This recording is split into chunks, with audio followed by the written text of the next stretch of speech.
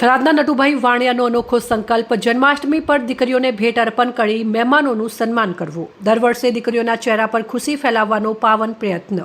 દાન ધર્મથી દીકરીઓને પ્રોત્સાહન આપતા નટુભાઈ સમાજમાં મિસાલ। જન્માષ્ટમીની ઉજવણી સાથે સેવા અને સંસ્કારનો સંદેશ।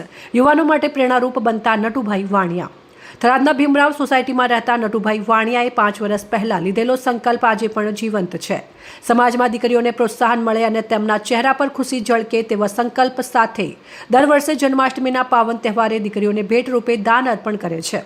આ વર્ષે પણ જન્માષ્ટમીના અવસર પર 2 દીકરીઓને વિશેષ ભેટ આપી પ્રોત્સાહિત કરવામાં આવી હતી। તે દીકરીઓના નિર્દોષ ચહેરા પર ફૂટેલો આનંદ ઉપસ્થિત મહેમાનોને ભાવ વિભોર કરી ગયો હતો। સાથે જ ઉપસ્થિત મહાનુભાવો, મહેમાનો અને પત્રકાર મિત્રોનું સાલ અર્પણ કરીને સન્માન કરવામાં આવ્યું હતું। નટુભાઈ વાણિયા દાનવીર તરીકે થરાદમાં પોતાની આગવી ઓળખ ધરાવે છે।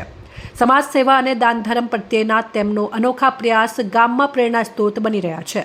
દીકરીઓના ભવિષ્યને ઉજ્જવળ તે માટે તેમની આ સેવા થરાદના સમાજ જીવનમાં એક મિસાલ રૂપ બની રહી છે। આવો સેવાભાવ દરેક માટે પ્રેરણારૂપ છે। સમાજના યુવાનોએ પણ આવા કાર્યોમાંથી પ્રેરણા લઈને સમાજ સેવા તરફ આગળ વધવું જોઈએ।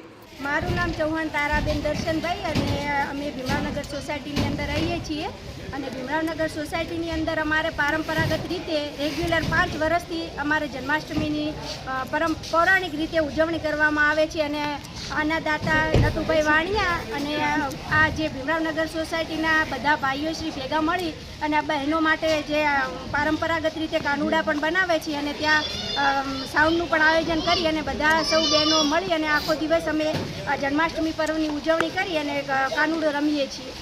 અહેવાલ જીતુ બારટ, સંબંધ ભારત ન્યૂઝ, થરાદ।